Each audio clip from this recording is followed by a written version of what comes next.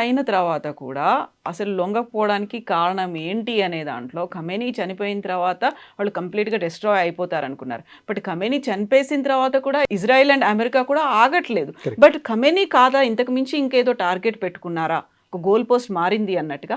ఆ టార్గెట్ ఏమై ఉంటుందని మీ అనాలిసిస్‌లు? సో ఇక్కడ 2 మీరు అడిగిన క్వెషన్‌లు 2 ఉన్నాయి. ఒకటి ఎందుకు అది ఆగట్లేదు? ఇంకా జరుగుతూనే ఉంది. హ్మ్. So in fact Iran foreign minister కూడా అన్నారు. వాళ్ళు ప్రిపేర్ అయింది షార్ట్ టర్మ్ వార్ ప్రిపేర్ అయ్యారు. 48 అవర్స్ నుంచి 72 అవర్స్ అయిపోతుంది. వెనిజువెలా లాగా పని అయిపోతుంది అనుకున్నారు. దానికి ప్రిపేర్ అయ్యి వచ్చారు. కానీ వార్ అట్లా లేదు. ఇప్పుడు లాంగ్ టర్మ్ వార్ అయిపోతున్నది.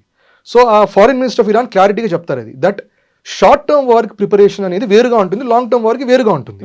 మీకు లాంగ్ టర్మ్ వార్ ఉన్నప్పుడు కంటిన్యూస్గా రీఫ్యూవల్ చేసుకోవాలి, షిప్స్ మెయింటెనెన్స్ చేసుకోవాలి, ఫుడ్ సప్లైస్ తెచ్చుకోవాలి, మీ మిలిటరీని కూడా లోకల్గా మీరు యూఎస్ నుంచి రెడీగా పెట్టుకోవాలి, దట్ ఎప్పుడైనా డిప్యూట్ అవుతారని. అది వాళ్ళు ప్రిపేర్డ్గా లేరు. అది షార్ట్ టర్మ్గా అయిపోతుంది అనుకున్నారు.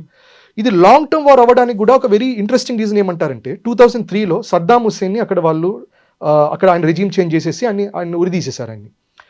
2003 అప్పుడు మొహమ్మద్ అల్ జఫారీ అని ఆయన ఇరాన్లో ఒక జనరల్ ఆయన.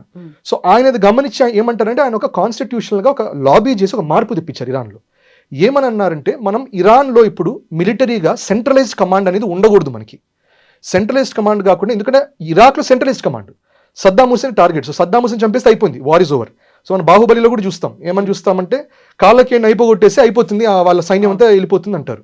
సో అదొక ఒరిజినల్ స్ట్రాటజీ అది. కానీ 2003లో వీళ్ళు కాన్షియస్గా తీసుకున్న డెసిషన్ ఏంటంటే మనము డీసెంట్రలైజ్ చేద్దాం. 31 డిస్ట్రిక్ట్స్ ఉన్నాయి ఇరాన్ మొత్తంలో. 31 డిస్ట్రిక్ట్స్లో ప్రతి డిస్ట్రిక్ట్కి దాని సొంత కమాండ్ సెంటర్ ఇచ్చేసి, సరే ఇంటర్నల్ కమ్యూనికేషన్స్ ఉంటాయి కానీ యుద్ధంతో ఇంటర్ కమ్యూనికేషన్స్ వద్దు, దానికి మినిమల్ కమ్యూనికేషన్ పెడదాం. ఎవరి వెపన్స్ వాడిదే, ఎవరి డ్రోన్స్ వాడిదే, ఎవరి ఇంటెలిజెన్స్ వాడిదే, వాళ్ళ స్ట్రాటజీ వాళ్ళది అంతే. ఇష్టం వచ్చినట్టు వాళ్ళు చేయొచ్చు. కానీ బేసిక్ గైడ్ లైన్స్ ఇస్తాం, ఈ గైడ్ లైన్స్ ఫాలో అవ్వండి, ఇది దాటకండి.